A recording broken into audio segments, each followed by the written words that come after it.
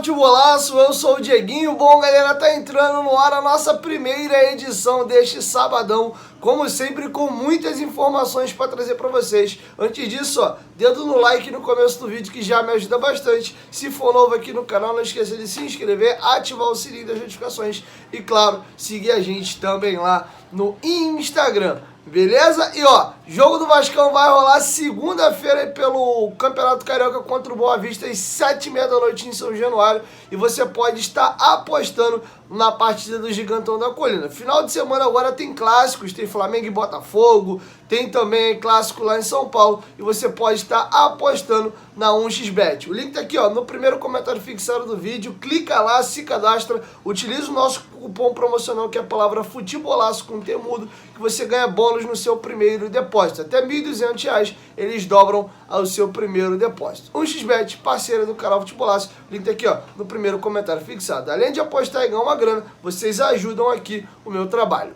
Beleza? Vamos começar o vídeo falando do lateral Lucas Piton. Piton tá muito bem, cara, muito bem mesmo no Vasco. Eu gostaria de trazer para vocês alguns números do Lucas Piton. Por exemplo, o levantamento feito pelo SofaScore da partida entre Vasco e Treino do Amapá, ele recebeu uma nota 8 e teve os seguintes números: 57 minutos jogados, uma assistência, que foi o gol de peito do Pedro Raul, 6 passes decisivos, uma média de um passe decisivo a cada 9 minutos e meio, uma grande chance criada, 3 de 7 cruzamentos certos, uma média de 43%, 34 dos 37 passes ele acertou, uma média de 92% nos passes, e a nota dele foi 8. Agora, um levantamento interessante também: o Lucas Piton é o jogador com mais cruzamentos certos no Campeonato Carioca. O ranking dos 5 melhores cruzadores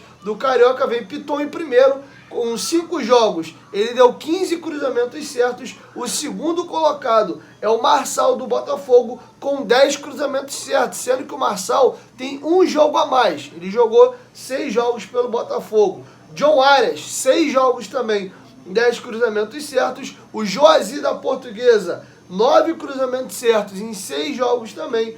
E depois o Arrascaeta do Flamengo tem 8 cruzamentos certos em 4 jogos. O Piton é o primeiro colocado do ranking, mesmo tendo um jogo a mais do que o Marçal, o John Arias e também o Joazi. Então os números do nosso lateral é incrível. O Arrascaeta, que tem um jogo a menos que ele, o Piton tem o dobro de cruzamentos certos mais do que ele. Realmente está muito bem o nosso lateral. E um outro levantamento interessante: o Lucas Piton, de todos os laterais esquerdos da primeira e segunda divisão, ele é o jogador que mais tem participações em gols. Ele tem 7 jogos, 1 gol, 2 assistências e participou de 3 gols. Lucas Piton é mais uma excelente contratação do Vasco da Gama. E aqui eu faço um parênteses para discutir uma situação que é importante a gente salientar. E de novo vou entrar aqui com algumas opiniões impopulares. Eu sempre falo que o meu compromisso é com o que eu penso e não com a opinião pública. Muitas das vezes o torcedor, ele acaba emitindo opiniões e criando rótulos que não são verdadeiros, né? Eu apanho muito pela minha opinião a respeito do que foi o Edmar no ano passado no Vasco. Eu acho que ele foi um lateral fundamental para o sucesso defensivo daquela equipe. Mas enfim, o papo aqui nem é Edmar. Mas, por exemplo, vamos falar dos jogadores que estão no elenco do Vasco. Eu vou dizer de 3 jogadores que chegaram com rótulos que não estão se comprovando em nada, os rótulos que eles receberam no Vasco. Lucas Piton cruza muito bem, é muito técnico, mas defensivamente ele é uma tragédia. Eu não estou vendo tragédia nenhuma defensiva no Lucas Piton. Pô, Dieguinho, mas o Vasco está jogando estadual ainda e pegou o treino do Amapá na Copa do Brasil. Verdade, mas o Piton jogou contra o River Plate, contra o Botafogo, contra o Fluminense. E essa tragédia defensiva não apareceu em nenhum desses 3 jogos que eu mencionei. Puma Rodrigues, mesma coisa, muito bom, apoia bem, é físico, mas ó, tem que dar uma olhadinha na parte defensiva porque ele deixa a desejar. O jogo do River Plate, o Puma Rodrigues, eu falei que foi o melhor jogador do Vasco em campo, e ele mais defendeu do que atacou naquele jogo, muito bem. Ele tem mostrado essa questão da recomposição, dessa força dele para voltar. E ele tem sido um jogador talvez mais completo do que o Piton. O Piton mais fino, mas se você somar a parte ofensiva e defensiva, o Pumita tem sido talvez mais constante. Também não vi essa tragédia defensiva como tanto se falava. E também jogou contra o River Plate, contra o Botafogo e contra o Fluminense. E outro jogador, que esse pra mim até aqui tem sido o melhor reforço do Vasco, pelo menos em termos de regularidade, o Léo, cara. O que o Léo Pelé tá jogando é uma sumidade. E você vê a torcedor de São Paulo, pô, graças a Deus, ele foi embora. E agora eu vou dar exemplo de alguns jogadores que estavam no Vasco e arrebentaram depois de sair daqui. Pikachu, teve grandes momentos no Vasco, mas no momento da saída o torcedor queria matar o Pikachu.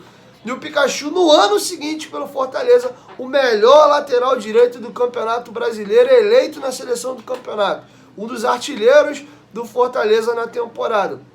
Fernando Miguel saiu daqui chutado do Vasco. Foi muito bem no Atlético Goianiense, nos 3 goleiros com mais defesas difíceis do campeonato do ano seguinte. Está fazendo a carreira dele hoje, é titular do Fortaleza. O Thales Magno, que a galera tava querendo ver o moleque pelo avesso. Saiu de Thales Magno para Thales Trágico, cemitério de ideias do ataque do Vasco. Foi ser campeão lá na Major League Soccer fazendo gol de título. Foi eleito o melhor jovem da liga e tá muito bem. Então, assim, a gente vê um exemplo agora de fora do rival. Rodinei, era piada, era meme. Foi um dos melhores jogadores do Flamengo do ano passado, participando dos lances capitais dos títulos do Flamengo. Então, assim, essa coisa de, o torcedor fala que o cara é ruim, que ele não tá bem aqui, isso é muito raso, digamos assim, porque primeiro, o torcedor é passional, o cara tá metendo gol, é craque, tá jogando mal, é uma porcaria. E outra, às vezes o atleta não tá bem naquele time, não quer dizer que ele é mau jogador. Às vezes o momento daquele clube não é bom e puxa todo mundo pra baixo,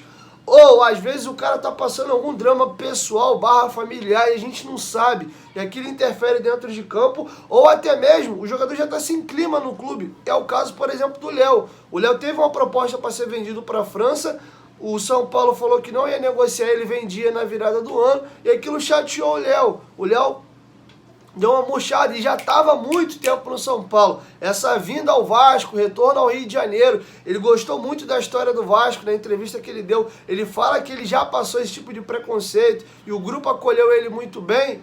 Ganhou moral, já é capitão do time. Ele tá com aquela coisa de eu tenho que jogar, eu tenho que provar. E o Léo tá botando todo o seu talento para fora. Tá? Então, o próprio Pedro Raul, eu faço uma análise ao contrário. O que eu falei do Pedro Raul? Olha, em termos do que apresentou na temporada passada, o melhor reforço. Porém, eu quero ver o Pedro Raul se provar no Vasco. No Botafogo ele começa bem, depois tem uma queda, sai um negócio de um pouco de balada, não sei o que e tal. Foi muito bem no Goiás, que é uma equipe já média do futebol brasileiro. Quero ver no Vasco. Começou agora no Vasco, tem feito muitos gols, mas tem perdido muitos gols também. Então, essa análise de, é muito bom no time, é horroroso. Isso a gente tem que dar uma ponderada, principalmente eu como analista, porque nem sempre dá para levar ao pé da letra aquilo que o torcedor pensa sobre determinados atletas. Por todo esse contexto que eu narrei para vocês. Mas Lucas Piton, que era tragédia defensiva, tá voando no Vasco. Tô falando que era comentado. O Pumita idem e o Léo, cara. Até aqui, repito, o melhor jogador do Vasco na temporada. Tá jogando muito. O Léo. Falando sobre o Piton, e aqui eu encerro o Piton, ele é dúvida para a partida contra o Boa Vista. Diria até que, até aproveitando a situação, é possível de que o Barbieri dê a oportunidade do Paulo Vitor jogar como titular nesse time principal do Vasco. O Paulo Vitor foi muito bem naquele expressinho, né? Ganhou moral, passou à frente do Edmar na hierarquia de laterais do Vasco da Gama, entrou inclusive no jogo contra o Trem do Amapá, porque o Piton sentiu uma gastroenterite. Ele continua sentindo esses sintomas desde que voltou de Brasília. Ele deve ter condições de jogo para segunda-feira, mas eu acharia bom. O Vasco, né, também custa nada, até porque o contrato do Paulo Vitor acaba em junho. O Vasco tem que definir se compra o jogador, não compra, se tenta mais um empréstimo junto ao Internacional. Então, uma oportunidade para a gente ver o Paulo Vitor jogar mais um pouquinho com o time principal do Vasco. Acharia até mais prudente, né?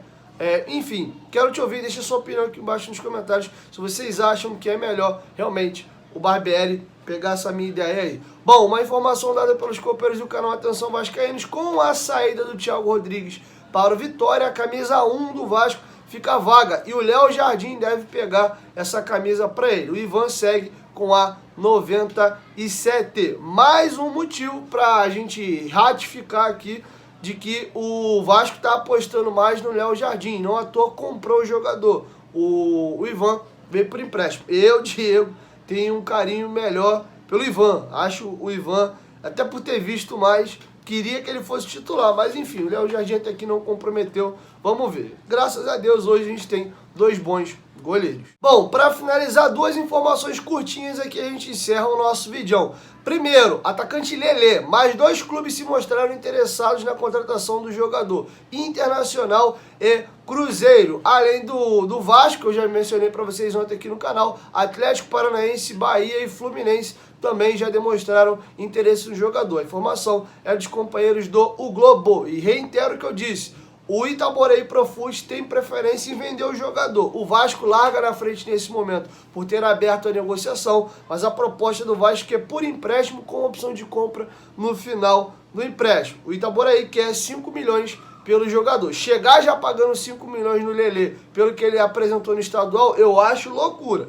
Vim por empréstimo e aí performou bem no Vasco, a gente comprar no final, ok. Se outros clubes fizerem a proposta de compra, eu tiraria meu time de campo aí, beleza? Para finalizar, o Marlon Gomes está na lista de reforços do Milan. É isso mesmo, do gigante italiano. A informação foi dada pelos companheiros da UOL, tá? O Marlon Gomes tem 19 anos de idade, faz 20 nessa temporada e está na lista aí do Rossonero lá da Itália. Lembrando que o jogador tem contrato com o Vasco até 2024, porém ele ainda tem um salário baixo, multas mais baixas, por ser aquele primeiro contrato profissional. O Vasco chamou o Marlon Gomes para renovar o seu contrato antes do Sul-Americano, mas malandramente, né, o staff do jogador deixou a situação de stand-by, acreditando que depois do Sul-Americano ele iria se valorizar ainda mais. O Vasco é dono de 70% dos direitos econômicos dele e os outros 30% pertencem ao Nova Iguaçu, aqui do Rio de Janeiro, a equipe ao qual ele jogava antes de vir ao Vasco da Gama, beleza? Bom, galera, é isso. Essas são as informações que eu tinha para trazer para vocês nesse vídeo e logo mais aí na parte da tarde chego com a nossa segunda edição. 1, 2, 3, futebolaço, tamo junto, família, qualquer momento que volta, mas tamo junto, valeu, fui!